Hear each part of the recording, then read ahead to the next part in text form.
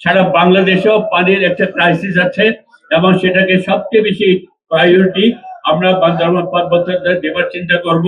বাংলাদেশের 1.1 বৃহত্তর পার্বত্য অঞ্চল, তার সাথে এক অংশ হচ্ছে বান্দরবান পার্বত্য অঞ্চল।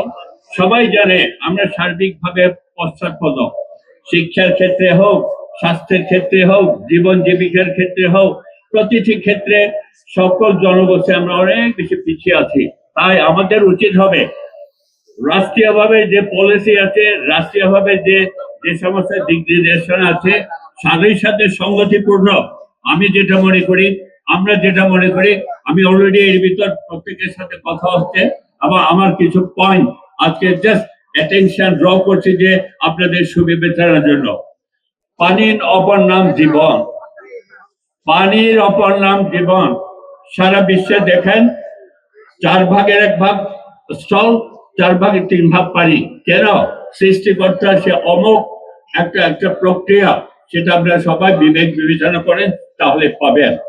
পানি প্রয়োজন কার জন্য? আমাদের জন্য তো বটেই। এখানে পরিবেশ, প্রকৃতি, গাছপালা, জীবজন্তু, জানোয়ার, কীট পতঙ্গ, যত ধরনের বিশ্বে যত ধরনের জীবিত হোক, যে অঞ্চল থাকুক, সে সবটির জন্য পানি দরকার। পানি ছাড়া মানুষ অচল। সুতরাং এই পানিটাকে বৃহত্তর পার্বত্য অঞ্চলে পানি দিন দিন কমিয়ে যাচ্ছে।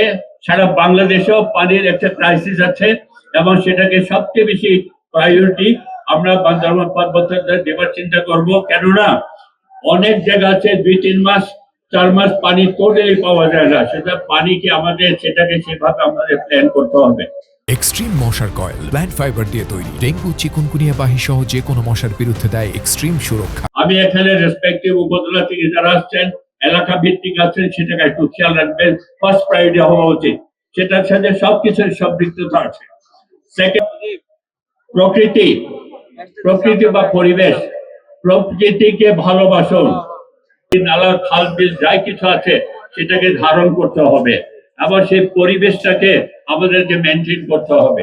প্রকৃতিকে আমাদেরকে ফার্স্ট প্রায়োরিটি দিতে হবে। সেটা উত্তর পার্বত্য অঞ্চলে উৎপাদিত ফলজ সম্পদ, সেটা সবচেয়ে বেশি কম্পেয়ার যদি করেন, সেটা সবচেয়ে বেশি, এটা সবচেয়ে বেশি জুইজি, অর্থাৎ সবচেয়ে বেশি টেস্টি, সবচেয়ে বেশি গ্রহণযোগ্য সারা বাংলাদেশের কাছে।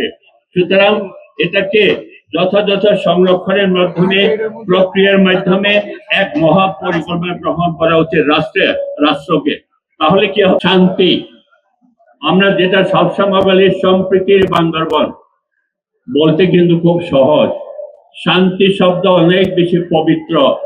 আমরা শান্তিকে সামনে রেখে যতগুলি বললাম, সেটাকে যা কিছু রাষ্ট্রীয়ভাবে আসুক, সেটাকে সুষম বন্টন করে জাতি, ধর্ম, বর্ণ নির্বিশেষে বৈষম্য মুক্ত হবে আমরা যে কাজ করি।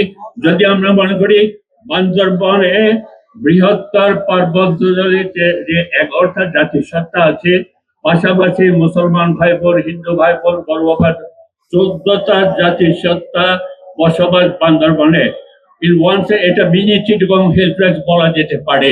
তাই আমি আবারও বলছি আনুষ্ঠানিকভাবে আমরা আমরা ধারণ করব, চেষ্টা করব, সাধনা করব সম্প্রীতির বন্ধনে এক পিতা এক মায়ের সন্তান হিসাবে আমরা যেন বসবাস করতে পারি।